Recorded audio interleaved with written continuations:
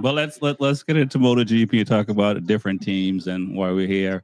Um, Before we get into the second half of the season, just wanted to ask you guys, outside of Mark Marquez, which rider stood out the most to you in the first half of the season?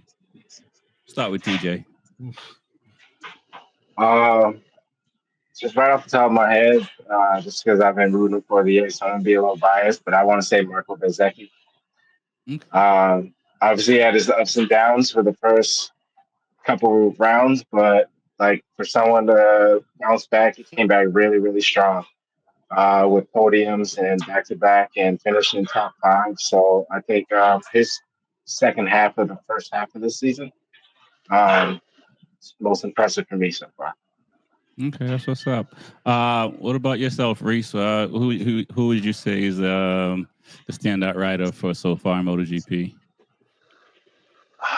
Besides Mark Marquez, I mean, I'm gonna still say Alex. Alex Marquez is still a standout rider. I mean, what he has proven, I mean, number two rider. I mean, then he's actually fallen and got back up and actually still got to a considerable place. So I mean, to me, he's one of the most standout riders for this year. Louis Yeah, Ortega, man. I gotta agree with Reese. I think Alex being in second place is a massive shock. You know, I definitely didn't see him there. I figured he'd be in the top 7 or 8, but I didn't think he'd be in second place. Like that took me for a loop. And on the rookie side, I mean, on the rookie side, I would say Aldegur. You know, I didn't think he was gonna. He started out really slow. I didn't think he was gonna do that good. And you know, remembering where he came from, Moto 2, how he kind of just like gave up in the season once he got the contract. I wasn't expecting a lot from him, and then all of a sudden, you know, same thing, man. It just clicked for him at some point, and he just started being super competitive. So those are the two guys that I would say really caught me off guard. Okay, that's what's up, man. I kind of feel the same way on that. Those are really the three guys that kind of stood out outside of the main contenders. What about teams? Which team stood out to you so far the most in the first half of the season outside of Factory Ducati? Because I mean, it's a given what they've been doing the last few years. TJ. I mean, I mean, it's pretty much been all Ducati. I mean, it's been up and down with KTM.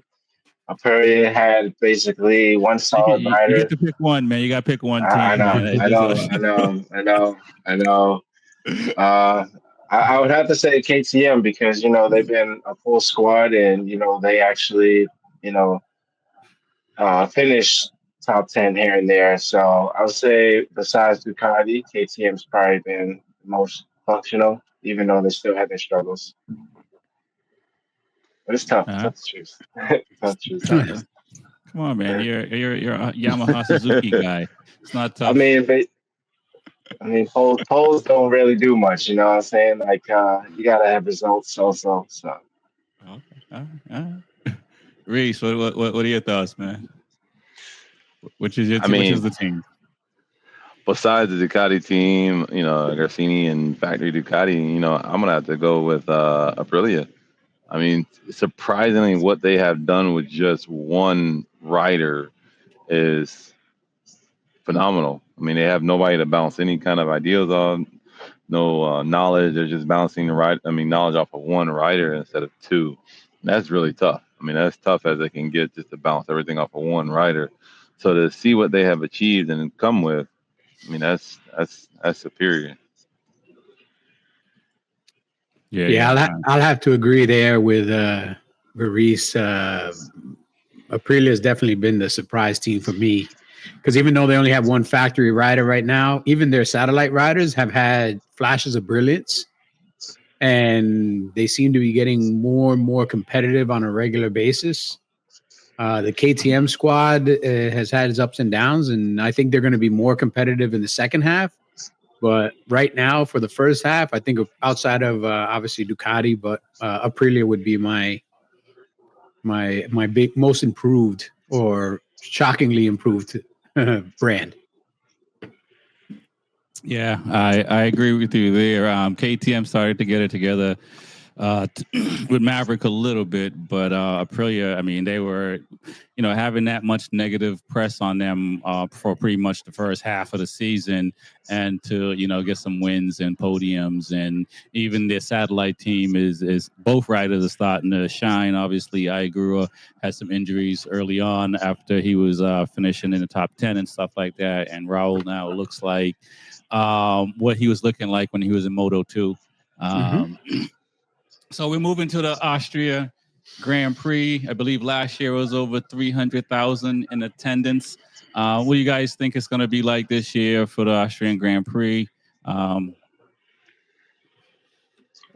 being the first round after the summer break. I mean, it's like I think it's a big breath of fresh air. I think it's going to be just as packed, busy, and exciting with all the fans. I'm not sure what the weather layout is going to be like, but it's hopefully it's going to be a KTM battle. They seem to be pretty well at this track, and I just think it's going to be a good event for people to finally have some time off and come back with a focus on the second half of the season. Even though that we know what the results are, I mean, still people have to fight for pride and contract still. So. Nice. Yeah, I'm hoping to go to the Austrian GP at some point. I like the layout of the track, and it's I like the layout of the track. Reese, we've heard Lewis say that home GP gives these guys an extra couple of tenths or maybe a second. Do you think that what are your thoughts on the Austrian Grand Prix, and then also you think that KTM is going to be getting on the podium at their home Grand Prix? I mean, I do have to agree with TJ there. I think we're going to get a lot. I think they're going to get a lot of fans. I think it's going to be packed. That stadium, that arena and venue seems to sell out a lot of people. I think with KTM being at home, I think that does give them a little slight edge. I mean, they're coming there to put on a show for their home crowd and for the as you want to call them, the big dogs of the corporate world. I mean, seeing that they had their whole finance situation. So, I mean, there's going to be a lot of eyes on them at their home Grand Prix to actually see what they can do. So that's going to give them a lot of edge and a lot of push to be up front, to be in that top spot on the podium, or even just in the top spot, so they can get their sponsorship shown and themselves shown. Lewis, man, what are you thinking? Quick glimpse of the weather shows sunny on Friday and scattered thunderstorms on Saturday and Sunday, 50% chance of rain each day. So depending on that, that's really going to throw a wrench in the works for some people, because there's some people that are obviously a little bit better at those wet conditions or at the flag-to-flag races. I think, I think Maverick will do well, because I think he wants to bounce back from his last little nudge that put him in the dirt. Mm-hmm. And I think Pedro Acosta is probably getting some help with the data or what he's seen, what success Maverick is having, because he had success at the last round. So I think KTM will be competitive. The person that I'm really going to be interested in seeing is Marc Marquez, because this is one of the very few tracks that Marquez has never won on. He's been on the podium a bunch of times and come in second place a bunch of times, but he's actually never been on the top step at the Red Bull Ring. So he might have a little bit of extra fire in his belly to try to make sure he gets on that top step.